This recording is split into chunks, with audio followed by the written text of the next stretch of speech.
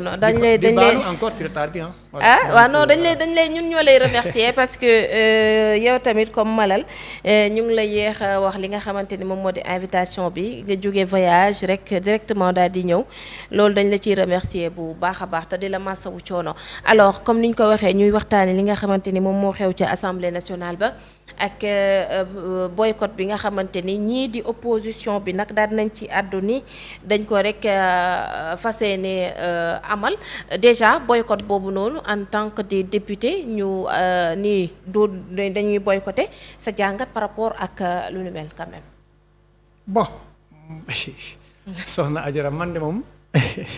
parfois je me pose des questions ban Sénégal lañ nekk. voilà parce que tey aussi xam nga il faut gars yi mun a def l'analyse des faits wala la comparaison des choses.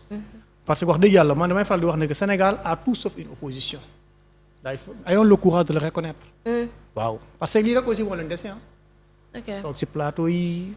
boycotter assemblée nationale autre que ça absolument rien que ça. si voyage laa jóge maa ngi suivre seen conférence de presse bu ma gisee tey des faux républicains soi-disant sont des députés de l'APR osé taxaw ne dañuy boycotter si on pose la question ban Sénégal lañ nekk ak kan lañu war a mën a jox leçon morale gis nga tey c'est des leçons que chacun d'entre nous doit apprendre parce que mbiru àdduna la démb ñoom la pourtant yaay booy lu xew ci 14e législature bi ñu jàll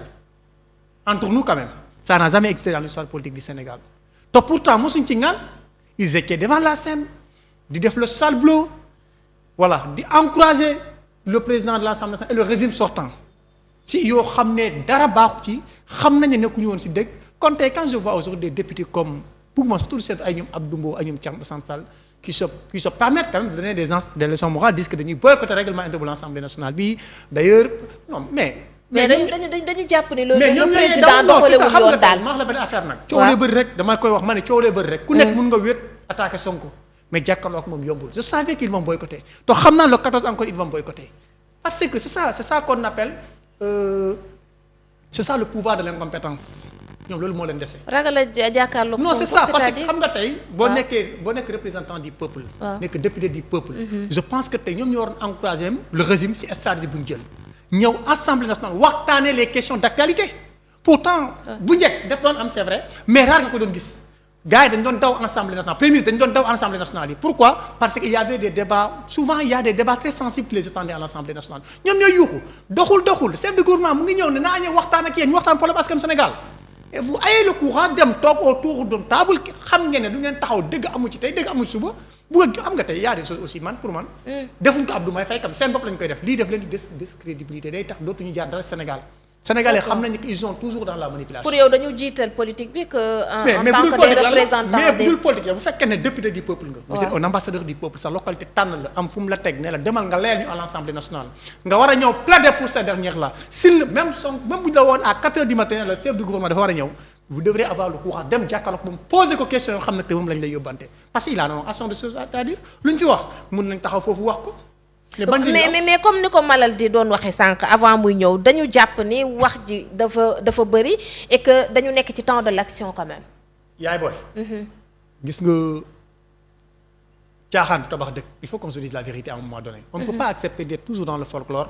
nekk kii bëgg a tourner autour du pot chaque jour ils sont dans la manipulation jusqu'à quand nañu yërëm seen bopp bu fekkee ne seen duñ mës a jeexal énergie il faut qu'on se dise la vérité ban wax moo fi bëri mais on est dans mais l'action moo waral wax ji Ousmane Sonko mënoon na toog bureau am continuer liggéeyam mais c'était une promesse lii defu ko pour député il le fait pour le peuple sénégalais député yóbbuñu fa Sonko de c'est le peuple sénégalais moo ko fa yóbbu parce que ñoom ñoo tànn le président Bassirou Diomaye Diakhar Faye kooku am confiance ci le président Ousmane Sonko tànn ko def ko le premier ministre du Sénégal de tous les Sénégalais donc am na droit te jàpp ne s'il y a des questions d'actualité qu'il faut débattre il doit avoir le courage dem Assemblée nationale dem am na droit dem Assemblée nationale dem plaider pour ces questions là. Et alors où se trouve le problème aux États-Unis non boycott nañ lii El Malick Ndiaye a fait comme ça kenn xamut il faut que c'est on doit apprendre ces gens-là comme nee nañ ay républicains lañ ils doivent dem dañu war dem jàngaat la définition la bonne définition républicaine mooy lan. d'ailleurs avant d'être là chaque jour bëgg a parce que aussi on ne peut pas continuer comme ça Sénégal boo xam ne chaque jour saa yu amee ngeen def autour de table. ñëw seen conférence ba mu daj doo fa gis benn thème bu fa am solo doo fa gis lenn lu ñu am lu amal Sénégal solo. bu dul teesante Ousmane Sonko Ousmane Sonko Ousmane Sonko Ousmane Sonko Ousmane Sonko Ousmane Sonko xaw ma lu leen Ousmane Sonko mais nañu gëm ndogalu yàlla. nañu dem layal Sénégalais yi. xam ne D'accord. que ils ne peuvent rien contre par contre Ousmane Sonko les Benjamins de Ousmane Sonko sax du seen morom. c'est ça la vérité. ah bon Ouais. Malal dañu xaw a ragal jàkkaarloo ak Ousmane Sonko wala c'est quoi le problème wala par rapport ak li nga xamante ni moom moo xewoon la dernière fois. gis nga boo nee dëkk bi dafa nekk pays en ruine.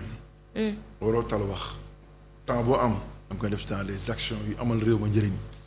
dama ne la Ousmane Sonko wax ma benn boo xam ne bi mu demee assemblée nationale wax ko ñu gis gouvernement bi di ko doxee bu jëlee Sénégal njëriñ wax ma les 60 projets majeurs yi mu diggee wax ko assemblée nationale wan ma fan la mujjee. est-ce que c'est pas dans le long terme. non du long terme proposé na ko bi mu ko proposé ñëpp xam ne ay projet Macky Sall la woon nit ñi xam ne projet ndox bi ay autour de l'eau projet Macky Sall la. projet boo xam ne dem nañ mobiliser 50 millions de dollars muy 32 milliards CFA di ko doxal nga ñëw di ko ngéntewaat di ko inauguré xam nañ loolu mënul bokk ci centre projet majeur gis nga moment bi Sénégal ak sénégalais yi talu ñu wax ku leen di woo wax ci assemblée député yi ils ont bien fait de boycotter parce que moment bi du moment wax. moment mais est-ce que seen rôle la pour yow. tey da nga waroon dégg ñun la. député opposition invité nañ le premier ministre à l'assemblée ci ay débat mu leen aw ma jot damay liggéey mais moom moo naan nañ leen dem le 10 waxaat mais lan nga fay waxaat matul 20 jours ba mu fa jógee ban njëriñ la yokkal askan wi Abdou Karim Sall yow mbaaw doo imam te ñu xam kuy Abdou Karim Sall ku xam ne taalibe la nit ku baax la nekk maire def fa réalisation yu am solo nekk député ci liste boppam nga bëgg ko toroxal naa ko non yow yoon def la def lii loolu moo yóbbu nit ñi assemblée nit ñi amuñ jot boobu. d'accord xool Thierno Alassane Sall est-ce que bu doon dafa jar yow yaa ngi ne da ngay criminaliser góor jigéen ne damay ñëw pour yóbbu loi bi ñu criminaliser góor jigéen kenn du boycotté bu doon danaan damay ñëw pour les 60 projets majeurs yu ma diggoon damay ñëw pour wax leen ni am naa financement bi bërëb tel lañ koy def nangam les députés du ñu boycotté. mais est-ce que ce n'est pas des questions yoo xamante ni war nañ koo mën a jàkkaarloog moom poser ko. mais posé nañ ko posé waat ko lan nga suba suñu xalif bu baax bi su ko fi yàlla jëlal woon. loolu sax moo tax mu ne newul même su doon tey amuñu Sénégal amul woon tiis député duñ ñëw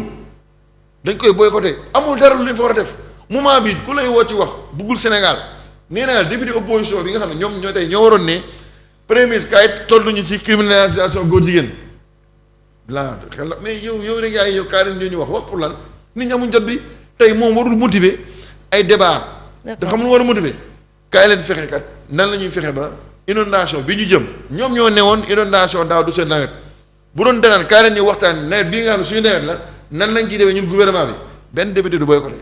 mais kaa leen ci ay wax nit ñi nekkul ci loolu amuñ sa jot boobu. d'accord Abdou tey jii ñoom it ñu ngi fustigé taxawaay bi nga xamante ni El Malick am na ko en tant que président de l'Assemblée quand même. bon man damaa jàppale taxawaay El Malick ku ko fustigé soit ñaar la. waaw soit vous êtes incompétent pour xam le règlement intérieur de l'Assemblée nationale wala soit nga nekk rancunier nekk ku soxor. parce que à quoi qu'on puisse dire ayons le courage de reconnaître la générosité de cet homme. c'est un grand et il fait correctement son travail. yéen bu fi El Malick Ndiaye nekk ba léegi gisagu leen gendarmerie à l'Assemblée nationale depuis El Malick Ndiaye nekk ba léegi gisagu leen ay coups de feu ci Assemblée nationale depuis El Malick Ndiaye ñëw fi ba léegi gisagu leen le chaos qui se passait à l'Assemblée nationale à l'époque gis nga tey soxna Adjara il faut que ñu waxante dëgg dëkk bi kenn moomu ko il faut qu'on se dise la vérité ñii bu ñu bëggee opposer nañ dem wuti programme nañ dem xool beneen idéologie politique cette manière de faire la politique c'est révolu être des griots derrière les plateaux là souvent des chroniqueurs soldés des journalistes montés des députés yoo xam ne il me parle de Thierno Alassane Sall gannaaw Thierno Sall tey la mën a def grand nickel Thierno Sall était où bu ñu rey la majeure partie bu ñu tortir le peuple sénégalais ñii bu ñu rey jeunesse sénégalaise bi où était Thierno Alassane Sall il était où quand le Sénégal en a besoin des vrais députés les Aïssata Tall Sall là ils étaient où ñu ngi woon toog seen fauteuil de ministère di défendre seen portefeuille pourtant on massacrait on tuait le pays était totalement ruiné personne ne parlait tey ñu obligé parce qu'ils sont dans l'opposition amatuñu benn stratégie bu dul wax donc on pose des jalons xëy matin comme soir duñu la waxal rek lu am njëriñ bu dul Ousmane Sonko ñoom ñépp koo ci ne dak koo ci posé question États-Unis Sonko lay tontu dans tous les plateaux télévision kenn du la ci waxal xam-xam. ils ne vont jamais débattre sur des questions stratégiques pour développer ce pays. coow li bari na non tonton je vous respecte beaucoup dagguma sa parole bu ma dag may ma rek ñu débat. non c'est juste wax leen c'est le chef du gouvernement. non attends s'il vous plaît non attends on se respecte quand même. mais léegi il y a des Sénégalais qui nous regardent je veux qu'on se respecte. d'accord allez-y il faut aussi qu'on soit un peu civilisé dans les plateaux télévision. allez-y wax naa la ko bu ñu bëggee changement nañu njëkk a changer suñu bopp ba pare dama ne. il faut qu'on se dise la vérité on ne peut pas accepter de continuer comme ça soxna Adja loolu mooy dëgg matin comme soir Sonko dëkk bi doxut ils n'ont qu'à nañ dem assemblée nationale ne Sonko jàpp nañ ne yow lii ak yi wax na doxut ñu lii mooy suñu proposition. ils n'ont qu'à amener des propositions sur le plan économique sur le plan social mais doo ko mës a dégg tey sant rek des gens yoo xam ne bu ñu leen soxlaa ils étaient dans leur armoire man je me souviens plateforme F24 bu ñu njëkk wax ay affaire amnistie et consort pour jàpp détenu politique yi Cheikh Sall a boycotté ñoom ñu fi wax ñëpp dama lay laaj rek bu askanu Sénégal bu ñuy torturer la jeunesse sénégalaise en général dëkk bi nekk si tuuxu duna kan si ñoom moo gën wax ils étaient tous dans leur portefeuille ku nekk si ñoom yaa ngi défendre xam nga tey boo demee am ngor askan wocco la da nga war a am ngor xam xoolaat sa bopp toog sa coin à un moment donné il est bon de faire un recul et de rester dans ton coin et d'essayer de revoir maintenant les stratégies qu'il faut adopter pour y arriver mais du nii dañuy gën a ridiculiser seen bopp ñii seen conférence de presse boobu ñu def tey xam nga ne amul benn kenn dégg ko sax ñu koy wax amul benn rendement société bi parce que les gens qui étaient là-bas ils ne sont ni crédibles ils ne sont je le dis encore et je l'assume ils ne sont ni crédibles ni légitimes pour man maintenant pour faire la grande gueule devant ce peuple bu leen askan Sénégal sax ils ont trahi le peuple ce régime doit avoir le courage de se taire ils doivent avoir le courage de fermer leur gueule. xoolaat nag nan la ñu. non attends rek. nañu defar tuuti yi rek loolu mooy réalité. parce que man tey je le dis de la sama. nañu defar kàddu yi rek. ma ne ce régime sortant. ils n'ont pas de leçon de morale à donner qui que ce soit. ñëpp war a fusiliser injustice ba mu def ces dernières là. yaay booy. mais tamit ce sont des Sénégalais. non mais laisse-moi bañ lu ma ko nangul c'est en démocratie la. moo tax ma ne la man lii moo leen si dese. nekk Sénégalais moo tax ñu nangul leen que je pense que président sax tontu na leen ci am nee na leen keroog ne il faut que ñu nangul leen ne Sénégal lañ bokk te lii rek lañ ci am toog tele rek sonko ba kañ nañu jàppale Sénégal dañu leen tan ay député lañ nañu dem ñoom ñoo waroon gën a encourager le président Ousmane Sonko wax na ko mu ne député ñu waroon woo le premier ministre kooku ne la aw ma jot non si un bon premier ministre doit avoir le courage de faire face à ses députés c'est ça le peuple c'est ça les élus c'est ceux qui apportent les questions du peuple ñi ñooy indi anomalie peuple bi demal nga déglu leen ñu wax nga tontu mais ko ca doo xalaat la mais yéen quand il s'agit des travaux stratégiques ngeen boycotté et maintenant soo bu ñoom député bu ñu boycotté ils vont dire quoi lan mooy seen rôle léegi. on les a payés pour ça non. d'accord on les a élus pour ça non. jàpp nga ne El Malick respecté na lépp loo xamante ni moom moo di règlement intérieur parce que ñoom tamit loolu am na ci loo xamante ne métti na leen. gis nga loolu xam nga tey il faut qu'on se dise la vérité. gis nga pour yow salfaañe wu ñu seen. benn ak ak seen fii amul ku fi gis fu El Malick salfaañe dara dama ne. suba sa ñu ne la suba boo defoon leen ñu ne Adjara salfaañe seen droit ñii man la c'est ça de toute façon loolu la man moom on attend tout que ñoom xam naa leen si ñoom. il faut qu'on se dise la vérité ah. duñ mës a jóg wax lu rafet su nga xam ne sont des partisans wala sympathisants de Ousmane Sonko. parce que nag aussi tey gëm buy naaj di wax jàmm ma ne la lu ñu coow El Malick gisagoo gendarmerie nationale à l'intérieur de l'Assemblée nationale gisagoo fa ay cour feeñ gisagoo fa ay saagante gisagoo fa ay teesante. mais bu demee nag ba ñoom nanguñu accepter que ne ils sont en train de vivre sur les mêmes erreurs yi nga xam ne ñoo leen dab dans le passé ba Sénégal yi conjugué leen dans le passé. xam nga lan mooy parfois il est temps. nga toog nga lu gars yi doon autosaisir xoolaat sa bopp xoolaat sa doxalin gëm na ko fii ak fii doxul nañ ko xoolaat man loolu laa gëm. te cette promotion de médiocrité ñu arrêté ko. chaque jour au plateau télévision yuuxu. ça sert à quoi. d'accord en fait comme ça donc quoi. d'accord alors Malal pour jeexal rek ci cadre boobu est-ce que tamit jotul ñu changer li nga xamante ni moom stratégie ni ñuy doxalee jiital ñi nga xamante ni moom moo di askan wi seen i ay bëgg-bëgg. xam nga Sénégal mi ngi soog a am opposition boo xam ne. ñi xam histoire ñi nekk tey à l'Assemblée nationale. tooguñu rek def benn tafiyam nga non ki nga xam ne mooy la présidente Aïssata Tall Sall nekk